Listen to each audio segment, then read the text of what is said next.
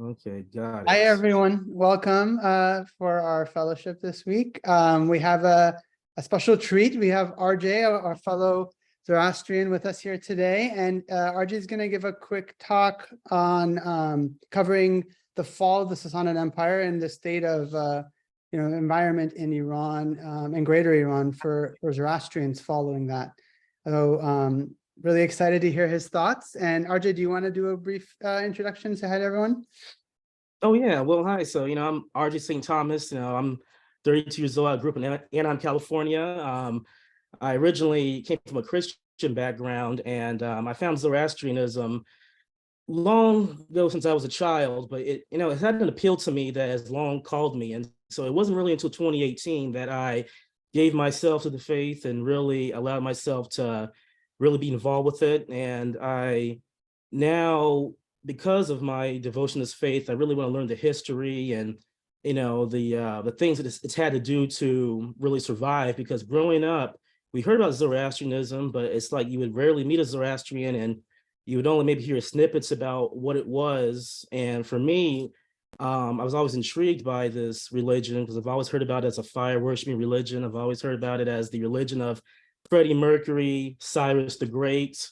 And I've really was, astonished how these two great men I looked up to were in fact Zoroastrians. And so over the years, I always felt this religion called to me. And I really feel that being part of it was been like the greatest choice I've ever made. And I can honestly say, joining the California Zoroastrian Center, I've truly found my family. I've really found people that have really made me, feel good about myself. They've really have welcomed me probably more than any other group of people. And I've really feel a sense of belonging, to the Zoroastrian community. And I just feel though that this is where Ahura Mazda was calling me. And ever since then, I feel like now it's my duty to really showcase, the history of this faith. And more importantly, and I'm not trying to be a guy that's going to come in here and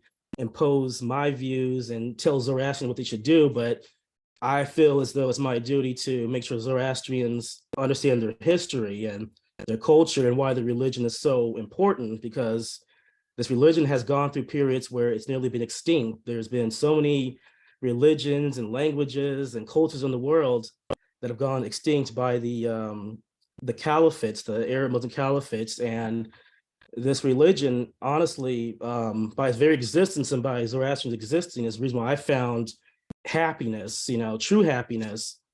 And I can only imagine me living in a world where I'm not a Zoroastrian. I can imagine seeing myself as a lost vessel with no place. And I really feel like this is my debt to really ensure that the faith remains stronger, people can learn more about it, and really have a sense of knowing its importance and why it should continue to exist, and so on.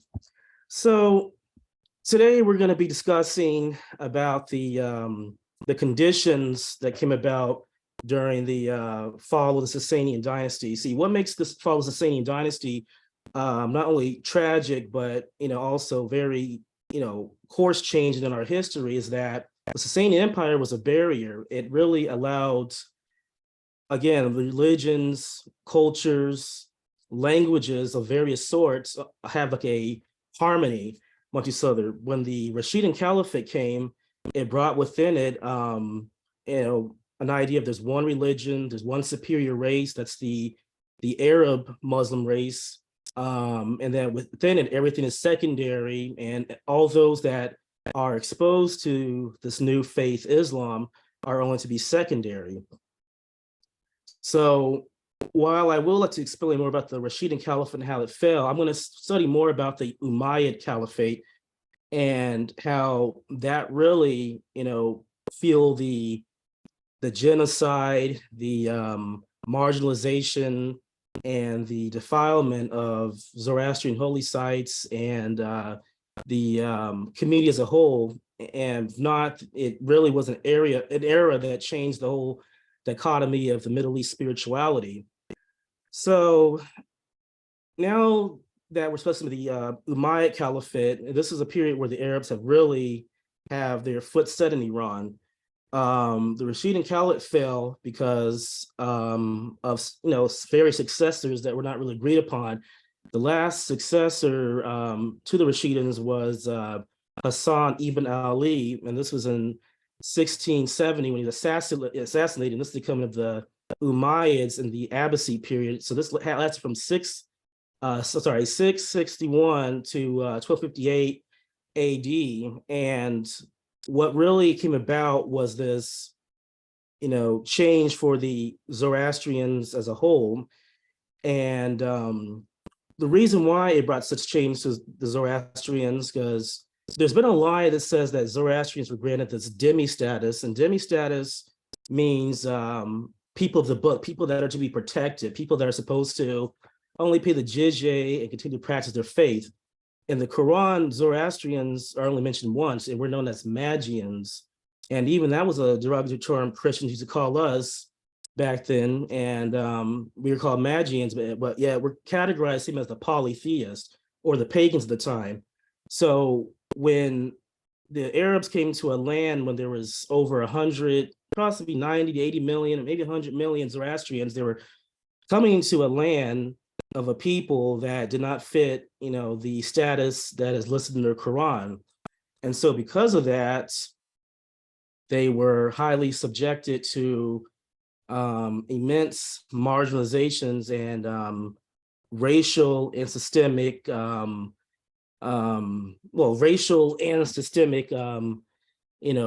ways of living. And one of them was that, Zoroastrians were pacified and they were given these three choices, basically convert to Islam, pay the jizya, or choose death. Now, many of them, unfortunately, had to choose death because they couldn't avoid the Arabs and their marginalization against them. So during the Umayyad period in 670, Zoroastrians were subjected to, again, many social, social marginalization. So Zoroastrians basically were excluded from holding, high government positions. They were given racial labels like Ghulam, Ajam, Majus. They were seen as impure, and that in Islam is called Najis. They were seen as kafirs, which means infidels. They weren't allowed to live in Muslim neighborhoods. They were usually humiliated by jizya tax collectors. They weren't allowed to enter Muslim bathhouses. Their food was considered impure or haram in Islam, which means forbidden. They couldn't take up regular jobs under Muslims. They could only maybe become farmers or basically only be slaves. And there just wasn't really much for them to really have any mobility. They had also not only the jizya tax placed on them, but they also had these Islamic tariffs called the Qarajas placed upon them. And even then, by these various collectors, they were actually subjected to humiliation. There's instances where Mary Boyce, in her book, her 1979 book, the Zoroastrians and their religious beliefs and practices, which was, again, at least 1979, mentions how the Islamic tax collectors would literally humiliate and even beat the Zoroastrians in the public if they couldn't pay the jizya. And even if they did, they were still humiliated. And one thing they would do was have their sudra and kushtis, ripped off them, and their girdles of the kushti was wrapped around their neck in almost like a manner of being hanged. And they really didn't have, the respect that many people assumed that they should have had. And so that continued with a lot of other things that Zoroastrians had to go through. Many Zoroastrians, even if they were peaceful, they didn't cause any problems. They were also subjected to a lot of torment and provoking from Arab Muslims. And one of the very things that can get a Zoroastrian in trouble was Muslims would constantly go in front of Zoroastrian households or even be in public where Zoroastrians resided, and they would torture dogs because in Zoroastrianism the dog is seen as a almost like a semi sacred creature. In the book The Vindi Dog, the dog is a creature that has been used to ward off demons from dead bodies or demons from a person if they've been contaminated by, as they say, Nasa or Druge. And Zoroastrians that saw dogs being tortured, if they were to stand up and fight a Muslim, that would lead to their execution. And it was said that whenever a Zoroastrian went about, he was usually tormented by racial slurs. They were called ajam. Ajam, is a derogatory for a Persian. They would call it maju. A maju is a fire worshiper. There's a gulam, which basically means stupid. And they had to endure through a lot of that. And so, according to Al-Tabari was a historian who was a Muslim convert who actually recorded a lot of the conditions and histories of the Islamic conquest of Persia. He even listed in one of his chapters how the Umar Caliph, Caliph Umar, actually made a decree where the Arab Muslims were able to live off the toils of conquered peoples, basically be the superior race per se of the society. And he also made sure that no Arab could be a slave, especially among a Zoroastrian. Zoroastrians too, let's say priests, when they would challenge the local imams or the local sheikhs at the time in conversations about theology, they were said that if a Zoroastrian even were to, in the conversation, win the argument, it was said that he would end up being executed, that basically there was just no room for any other religion but Islam. So Zoroastrian priests as a whole were not allowed to promote the religion or even better yet, correct a sheikh or even dispute their theological arguments. And so Zoroastrian priests on average usually were kidnapped and went missing. And so the idea of anybody trying to polemize the religion, that just wasn't a go-to. There's actually an example of this too, where there was a priest named Isfandiari Adurbad, and this was a Zoroastrian high priest in Barsa, Iraq.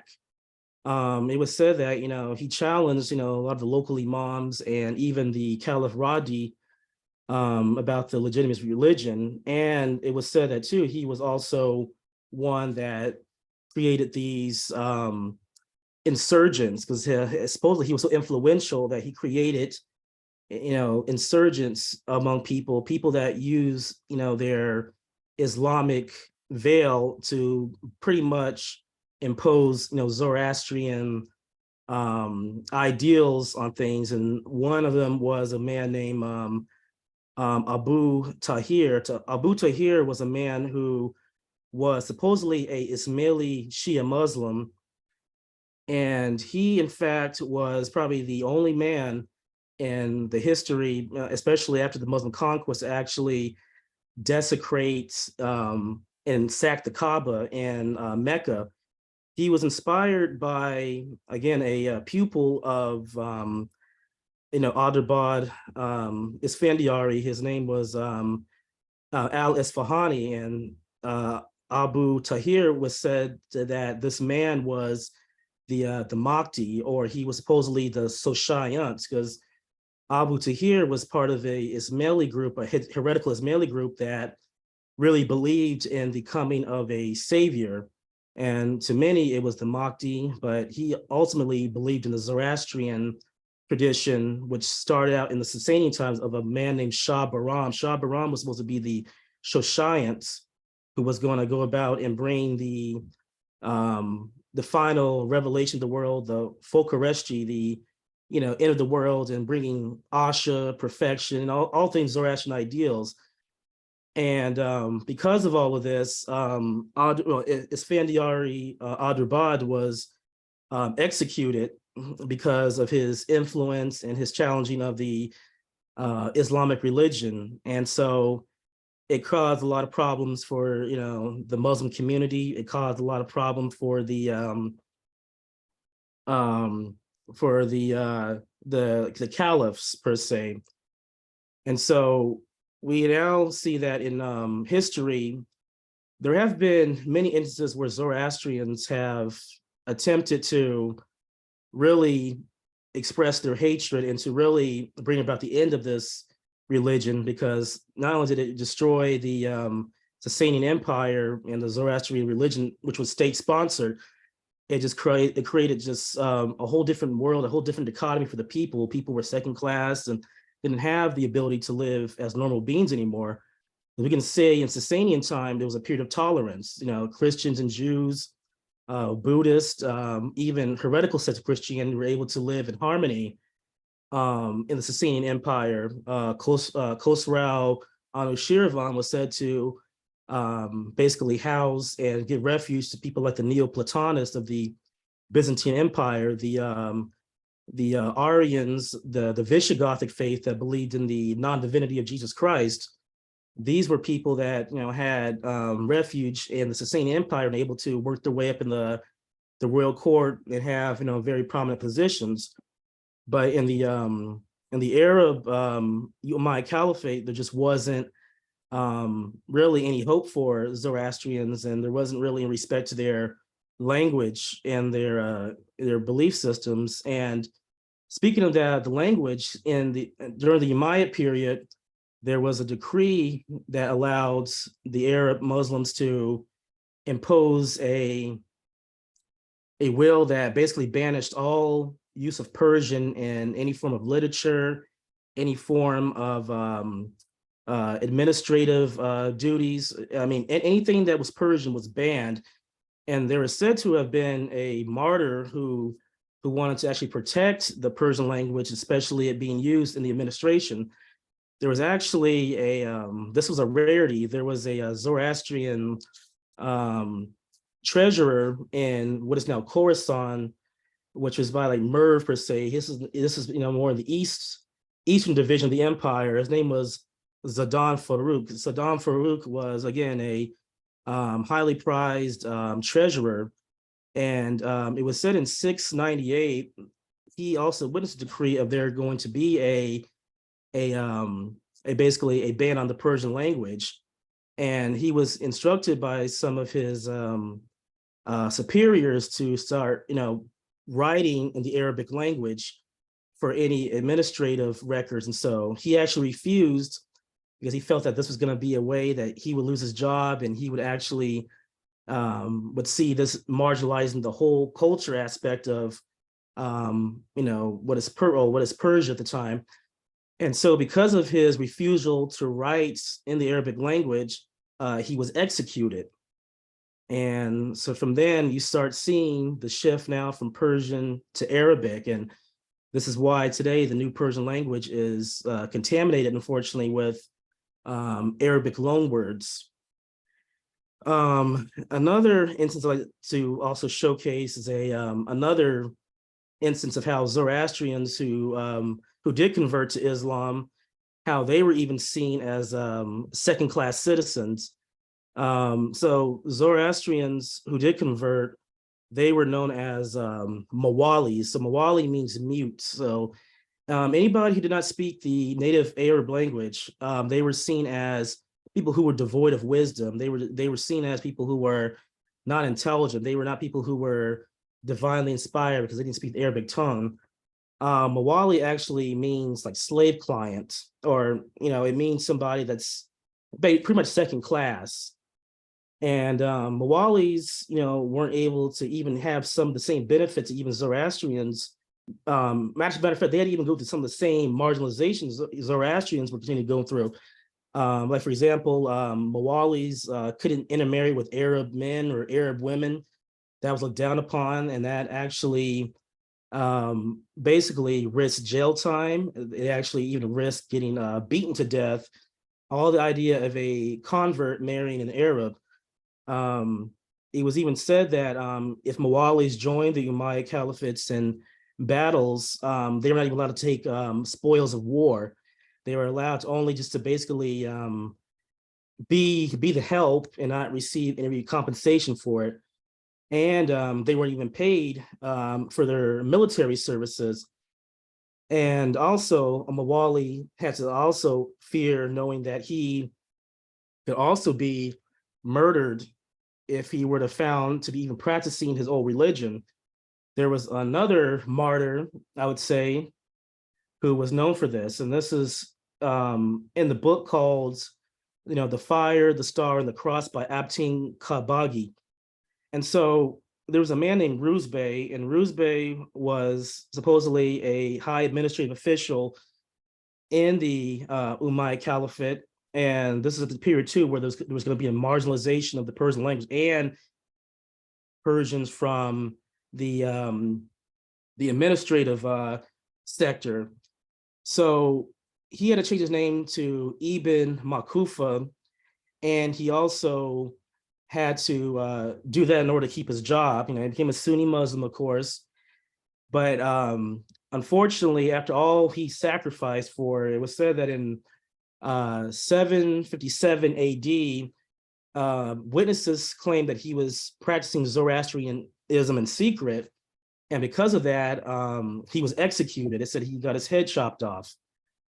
And this is all because of a man yearning to do everything he can to keep himself in power, protect his family and his finances. But he loved his old religion, but he lost it all because of the accusation of being a Zoroastrian in secret.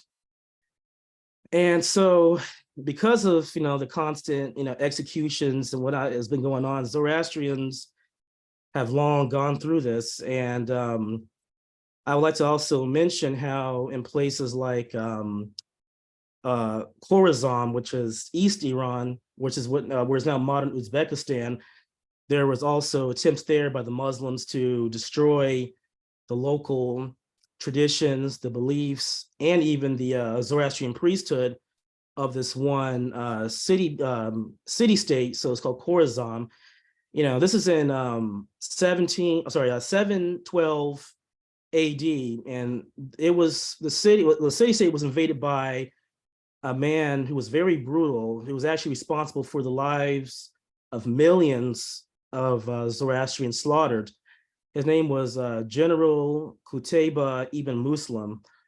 So he invaded Khorasan again in 712, and he was actually given message by one of his governors, I believe his name was Qajar, that the people of Khorasan were apostates, because apparently an earlier general did go there and supposed to convert the population, but many of the Khorasanis at the time were reverting back to their old belief system. Apparently, the Khorasanis were practitioners of what we know as Sogdian Zoroastrianism. Sogdian Zoroastrianism was more of a syncretic, belief system of Zoroastrian. They incorporated local divinities, but they maintained their Zoroastrian traditions. And you'll notice too, if you discover, Central Asian Zoroastrianism, there was a lot of Hindu influences. There was even Mesopotamian influences, but they were Zoroastrianized and localized. So the locals there didn't want to give up their religion, and because of that, he returned, and he basically made a pledge that he would destroy, all historical records and the local language, or he'll kill anybody caught speaking the language. He had the Zoroastrian priesthood murdered, and basically Khorasan was no longer Zoroastrian. It was no longer a place where Iranian, or this unique expression of Iranian culture, was ever practiced again, because it was eventually later in the 8th century, it was overtaken by the Ghaznavid Turks, like by people like Mahmud Ghazni, and unfortunately it never recovered to what it was. And the biggest authority on this was a contemporary at the time. His name was al-Biruni. He was a Khorasan native who in fact witnessed, or at least there was local stories of the fall of the Zoroastrian character of his city. And also near Khorasan, there was Samarkand, and the same man, Qutayba ibn Muslim invaded and he slaughtered the resistance at Samarkand. And it was said that he entered the city, and when he entered the city, all the local inhabitants that were taking refuge during the siege, he had his Arab soldiers move in and basically kick them out. And so basically you had a lot of Zoroastrian locals there in Samarkand that were in fact homeless, and those who refused to leave were killed.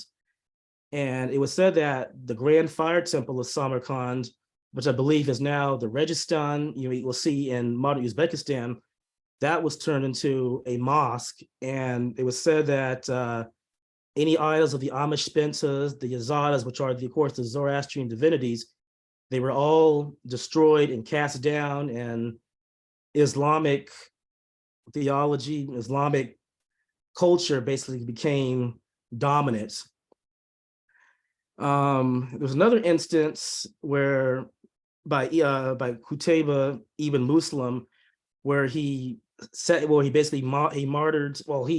slaughtered the inhabitants of Merv. Merv at the time was a very prominent Zoroastrian city, and that was in fact where the Parthians, originally became powerful at. This was what we don't know as Khorasan today, but Merv was a Zoroastrian stronghold, and it was a center of theology for Zoroastrianism. And same as before with the fate of Khorasan, the locals there refused to convert to Islam. And after numerous resistance, he actually had his triumph, and he murdered the local Zoroastrian priesthood. He burned down libraries at Merv. He burned down the fortresses. He burned down the fire temples and converted them to mosques. And it was said that an estimate of 30,000 people were slaughtered. And Merv no longer was a Zoroastrian center anymore. It's now a land desolate and now, beaming a Islamic character. There was also another instance where Zoroastrians saw maybe one of the worst massacres ever, probably in our history.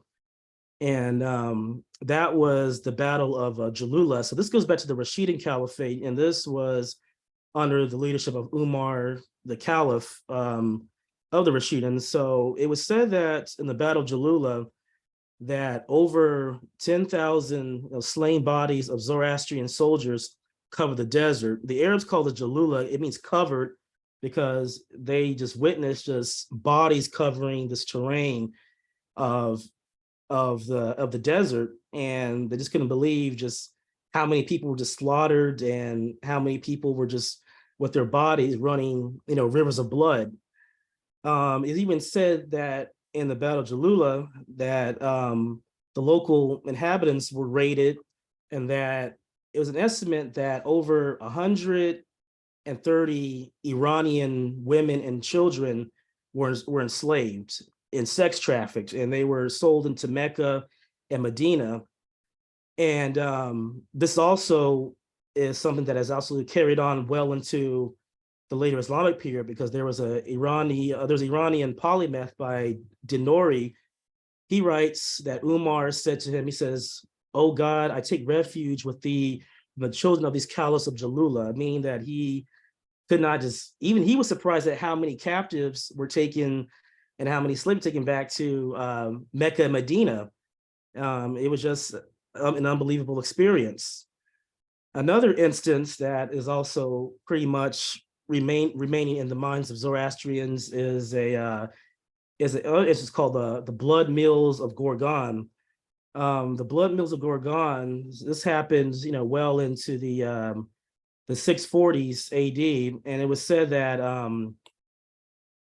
by the orders of a man named Yazid ibn Mo'aleb, that he was at war with local Gorgan. This is in Mazandaran. This is north of Iran. They call it Tabaristan. But he was saying that he killed so many Persians and he decapitated so many of their bodies that it was said that all the blood that was flowing from the mountains, it would go into the grain field. And it was said that there were water mills being ran by the blood of slain Persians for like 3 days.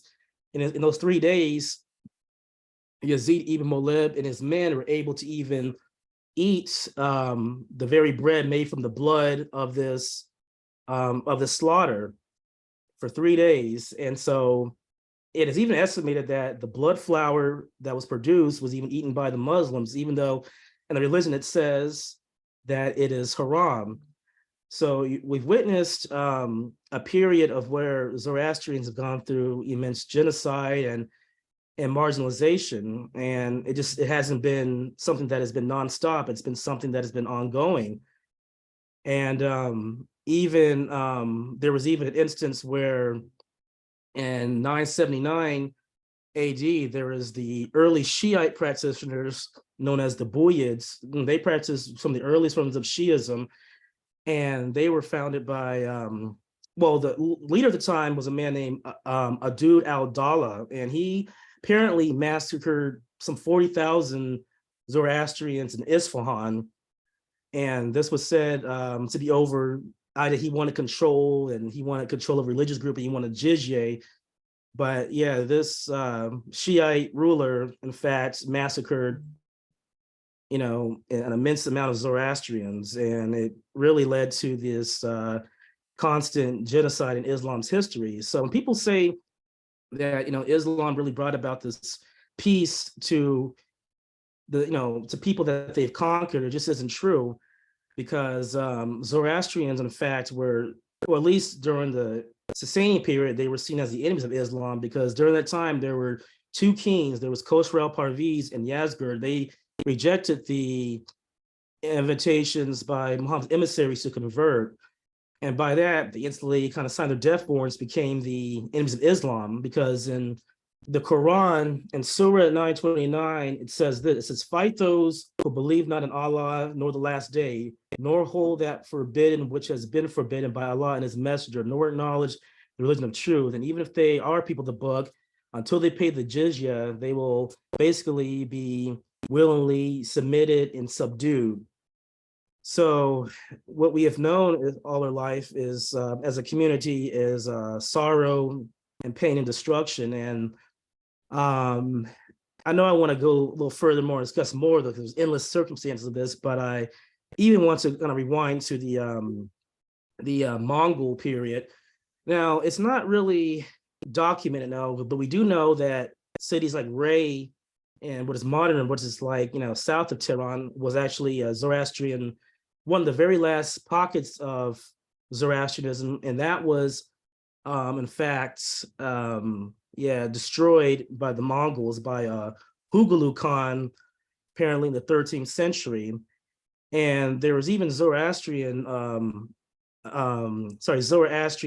at the time who were making apocalyptic texts, really showcasing what was going on in their contemporary environment. And one book that many of you are not familiar with, it's a Pahlavi book. It's called the Arda Viraz Nama, or Name, and it talks about the Mongols and how the Zoroastrians viewed them, or viewed them, per se. The Zoroastrians at the time, in this book, viewed them as irreligious Turks.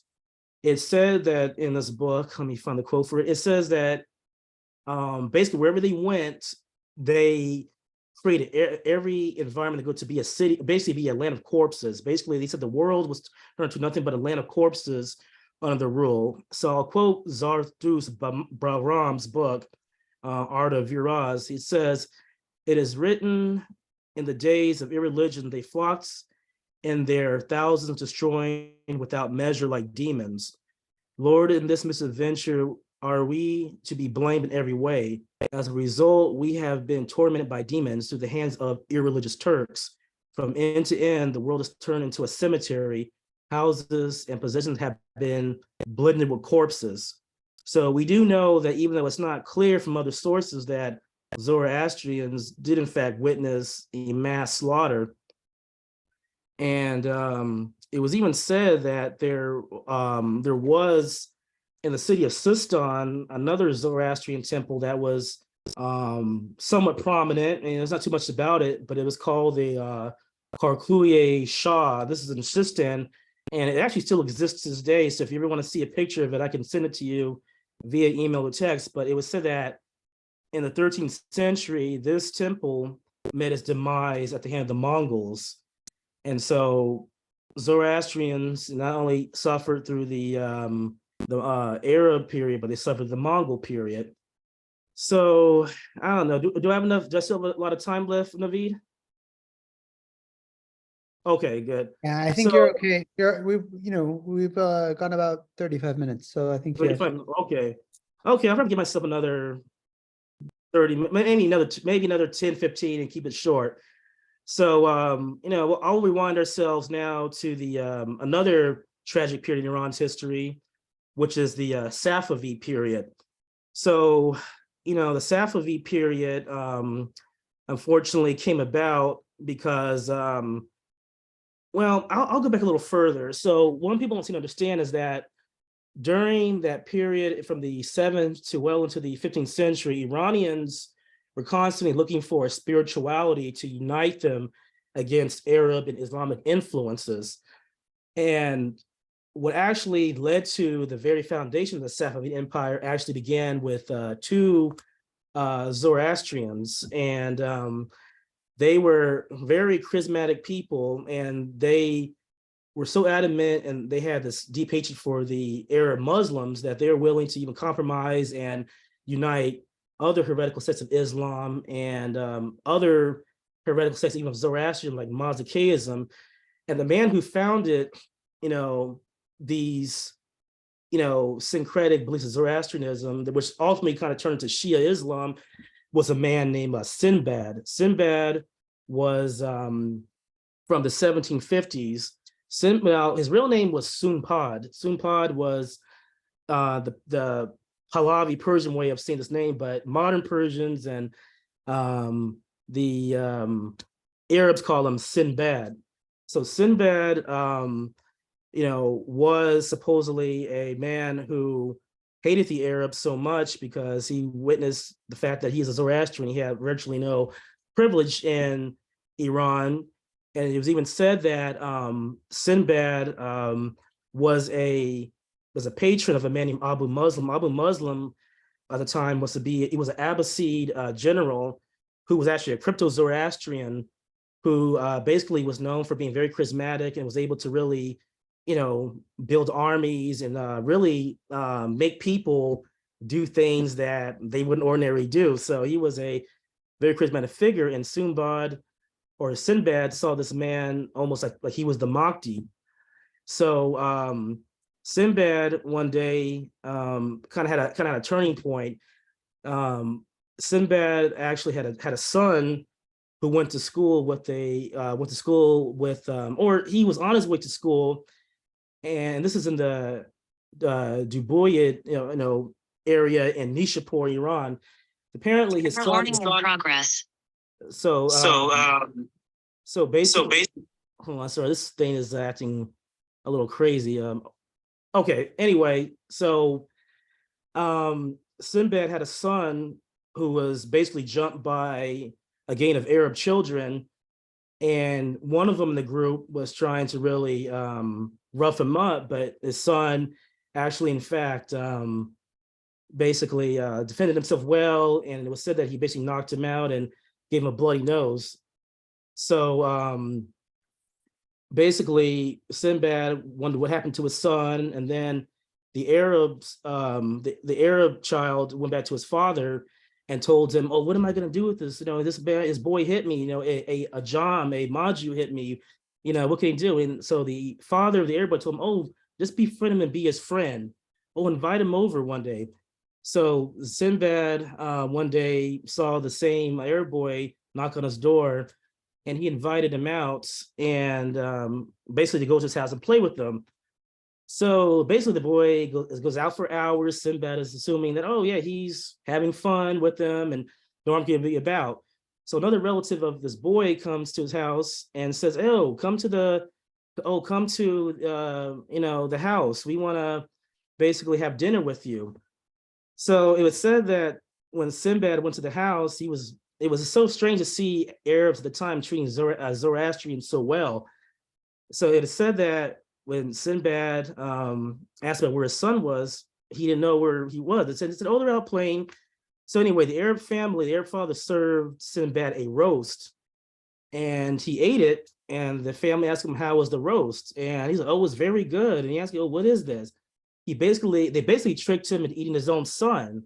Basically, the Arab family had killed Sinbad's son, mutilated him, and cooked his body parts and fed him to his father.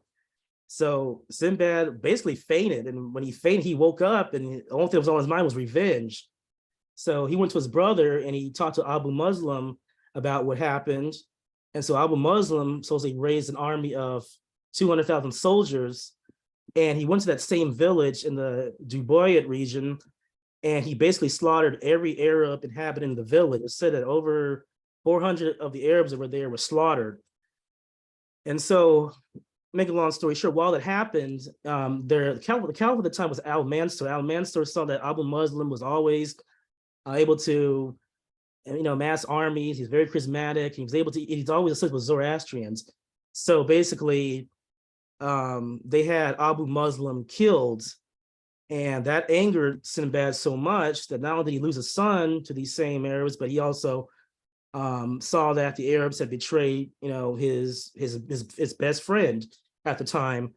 So it was said that Sinbad was as desperate to find a way to unite people together so that not only can he defeat, Al-Mansur of the Abbasid Caliphate, but his dream was to destroy the Kaaba.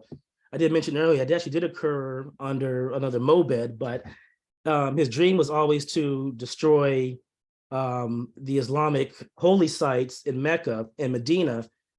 So it said that in order for him to do that, he created a cult. So he basically got Shia Muslims, he got Neo-Mazdakites, which was, Mazdak was a Sasanian a Sasanian Mobed at the time who believed in, let's say, the earliest form of communism, but he was murdered because that challenged the Zoroastrian Orthodox faith at the time. And so also Sinbad also got other Zoroastrians to join his movement. But while that occurred, it created, in a sense, a cult that basically eventually played down the line and even gave rise to another religious movement called the Quranites. Well, I don't know if you guys know about Babak Khurramdin. Babak Khurramdin was from Azerbaijan, and he was another Zoroastrian who believed in the principles of Mazdak. And he also had to use Shia Muslims and whatnot to basically gather people to fight against Arab influence and culture that was dominating Iran's complex. So both men, unfortunately, were martyrs. They died. They tried to, do their part. They had wars. Sinbad's war only lasted 70 years. And it was said that he tried to go back to Tabaristan, which is up north of Mazandaran, to gain more soldiers from a Zoroastrian dynasty up there known as the Ziarids. Apparently, he was betrayed because apparently, I guess he had access to Abu Muslim's treasures after he passed. Babak Khurramdin had a 23-year war, but was betrayed by a man named Afsin, who was promised more wealth and more prestige under the Abbasids. So my point is with all this is that these men, because of their movements, they've created almost a new version. They created a new religion that ultimately paved the way for the Islamic religion of Shiism that became prominent under the Safavids.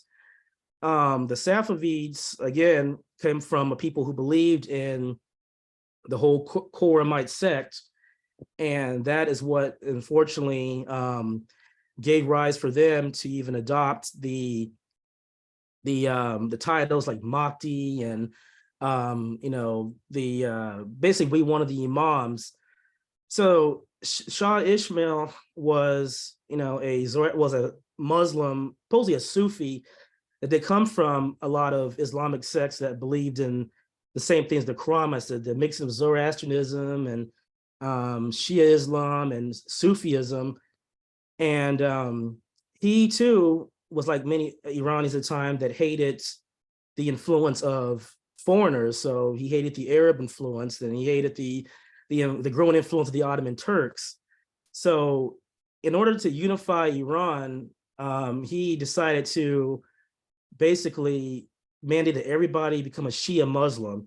And the way that was possible was that he needed, backing from Turkish warlords up north in Anatolia and what is now Azerbaijan. These people became known as the Kizilbash. Kizilbash were the redheads. And much like the Horamites from Babik's movement, they were known for wearing red hats. And that's why Kizilbash means redhead. But these were very devout Shia Muslims, and they were Turks, and they were, in a way, very, very militant in their belief systems. And they almost really didn't have the same kind of empathy and compassion for Iranians, because there's instances of where the Tajik Kizilbash fought the Turkish Kizilbash. But anyway, these were Shah Ismail's enforcers, and they were the ones that basically were part of persecuting a lot of Zoroastrians. But not only Zoroastrians suffered, Sunni Muslims, Christians, Jews, everybody suffered under him. Now, there was apparently some sense of relief under Shah Abbas. Shah Abbas was very much like the Cyrus, in that day. He was tolerant of the religious groups. He granted them dhimmi status. He basically allowed them, even Zoroastrians, to have their own neighborhood in Isfahan, which is known as Gabardan. And if you know any Zoroastrians to this day, we usually go by the term Gabar, because Parsis in India go by Parsis, we go by Gabar. But there was an instance there where Zoroastrians also faced almost their own annihilation there, because they apparently killed a Muslim who was harassing them, and a local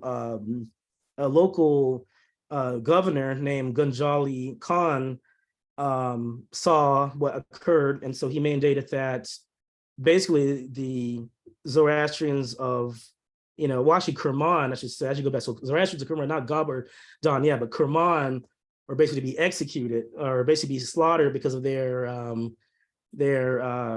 attack on a Muslim. Because those days in Islam, it's a sin for a infidel to touch not only a Shia Muslim, but it's also one of the highest forms of execution you can receive just by defending yourself against a Muslim.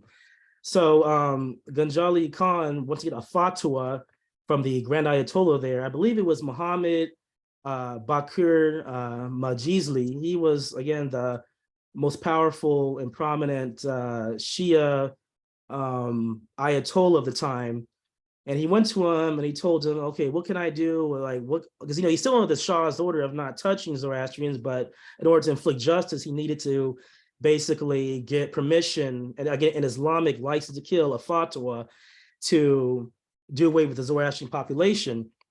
So he went to the Ayatollah and he told him, oh, what must be done? And how many Zoroastrians can I kill under Islamic law? Well, he told him, well, here's what I'm going to do. I'm going to fill a bowl of millets and I'm going to basically pour honey into it. And with the best of your ability, how many millets you can pull out from this jar of honey is how many Zoroastrians you will kill. So he basically put his hand through there and he had a handful of millet's very small. So that could pretty much be the whole population.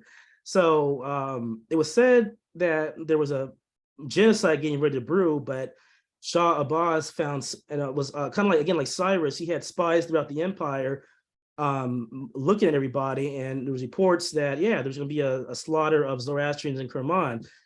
And so he heard about it, and he's so quick to act about it. But at first he's like, hey, these are Zoroastrian, these are Kafirs, who cares? But it said that he had a nightmare that, that his brain would fall if he allowed for this to occur. So it said that, yeah, he went there and he stopped the Khan, or Ganjali Khan, from killing, the whole Zoroastrian population. He says, look, you can possibly kill those who respond for this one death, but don't kill the entire population in Kerman. So because of that, and because of his benevolence, you say, even though it's not saying much, he moved the Zoroastrians to another suburb in Isfahan called Gabardan. So that, again, that's earlier what I said. That's where the term Gabar comes from, Zoroastrians. So there was some relative peace and tolerance in that period, but it was not until the 1760s, there was a oh, no, I'm sorry, yeah, but no, sorry, the 1720s, that there was now a decree by the later king, Sultan Hussein. He mandated that I don't care who you are, everybody in the realm of this empire is going to become Shia Muslim. So he basically had an immense massacre against the Zoroastrian population in their neighborhood in Gabardan. It was said that by a Christian archbishop, he witnessed and said, these immense violent measures taken against them. It said that the Zoroastrian temple that was in Isfahan was demolished.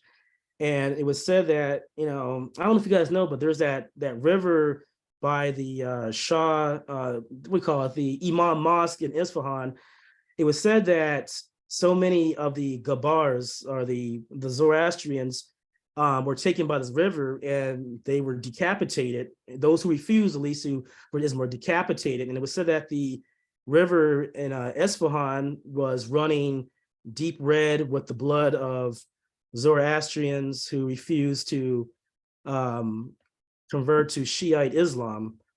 And it was said that, there were some that actually had to, unfortunately, flee to places like Yazd and very mountainous regions like Chak and, and Yazd. And so that was, a period in Iran's history. And it is estimated at this period, when the Safavids came to power, that there were 10 million Zoroastrians. And then later, we go to the Qajar period, which I believe, and most Zoroastrians who are alive today can say they encountered the worst of their persecution. It was said that the Zoroastrian population not only dwindled down from that 10 million, but it was roughly only a couple of million when the Qajars came to power. You see, the Qajars came through power through their brutality. These, again, were the same Qizilbash that Shah Ismail invited to the greater Iranian realm. And again, the Qajars were a Turkish people. They were known as blackheads, is what they were called. They're known for wearing their black caps. But they were, again, descendants of Oghuz Turks, who were very much related to the Mongols. But they came to power in 1796, and it was said that in a siege of Kerman, when they killed the Loft Ali Khan of the Zand dynasty, that Zoroastrians were victims of his siege in Kerman. It was said that 20,000 men and women, well, 20,000 soldiers in Kerman actually were blinded. They had their eyes gouged out, and it was said that Aga Muhammad Khan created pyramids of people's eyeballs. And it was said that in Kerman, there were Zoroastrians there, because apparently Zoroastrians were also in the Zand dynasty's army. So they suffered greatly because of that. Now, transferring more into the later Qajar period, you start seeing this, again, this more Shiite systematic form of oppression against the Zoroastrian population. Again, the Zoroastrians were seen as impure. Zoroastrians, matter of fact, we're not even allowed to go outside when it was raining. They believe that Zoroastrians who went outside would pollute the elements, per se. Zoroastrians couldn't rebuild their homes. If a Zoroastrian's home collapsed because of lack of repairs or maintenance, that was what it was. They had no access to a Muslim or anybody who was willing to fix their home for them. If a Zoroastrian were to go to a Muslim's house, he had to carry a carpet with him on his back at all times, or him or her had to carry a carpet with them at all times, because he believed that by the very presence of being in a Muslim's house, they would contaminate it, per se. Zoroastrians had to wear yellow jackets to kind of signify their allegiance to the religion, much like how the Jews in Nazi Germany were always instructed to wear the Star of David, on the right side of their heart, or on their heart per se. Zoroastrians usually were kidnapped. There were forced marriages to them. There was even instances where Zoroastrian villages, and this is one of them. This is like in the eight. This is like I believe this is in the 1870s. No, this is in the 1840s in Turkabad. And Mary Boyce in her book can back this up. It said it was an autumn day, and that there are Zoroastrian farmers out there in the village doing their day's work. And here comes Qajar militants and mullahs to the village, telling people to convert to the Shiite religion. It was said that the whole village was slaughtered, but those who did survive were in fact those who converted. Later in the 1870s, there was another instance where a Zoroastrian village was totally eradicated. It was known as Gulp Gal, and there's a video on Fazana.com that actually can tell the story, but the story about how a woman survived the massacre of her village. She was said that she was, again, doing amongst her people in her village, and here comes a mullah asking the village about where a local imamzadeh is. So an imamzadeh, for those that don't know, is basically like a burial or a mausoleum for dead imams, dead Shiite imams or saints per se. And so they told him that they don't know of one. They don't know if one is. But then he asked them, "Oh, can I stay the day and partake in your lodging?" They said, "Sure." So while he was lodging amongst them, they noticed that, well, he noticed somehow that they were Zoroastrians. So he got up one day, well, he got up the next day, he thanked them for the hospitality, and he went his way.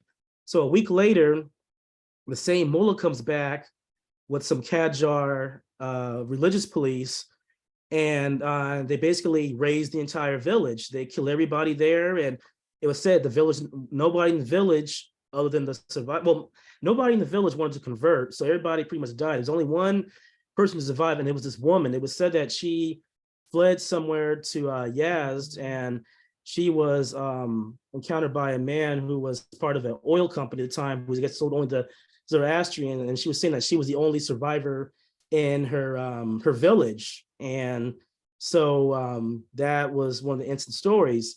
Now, I know we have a little more time, but one thing that's very sad is that in the 1850s, when the Parsi Manaji Kataria came there, he did a census on the Zoroastrian population, and it came to my surprise and pretty much to you guys that 90% of the population at the time of Zoroastrians had been eradicated in that 200, or we can go as far as back as the 7th century when the Rashidun Caliphate invaded. So there were 90% of Iran's Zoroastrian population was gone, and there was only 7,000 Zoroastrians in Iran in the 1850s. Yes, 7,000 only. And there was a French explorer was saying like, "Oh wow, it's amazing how these people once ruled the world, who were once kings and who once had large empires, are now only a minority in Iran. It's a miracle that they survived this long." So he petitioned for the British to intervene in the Qajar dynasty's policies against the Zoroastrians, because again, they were subjected to jizya.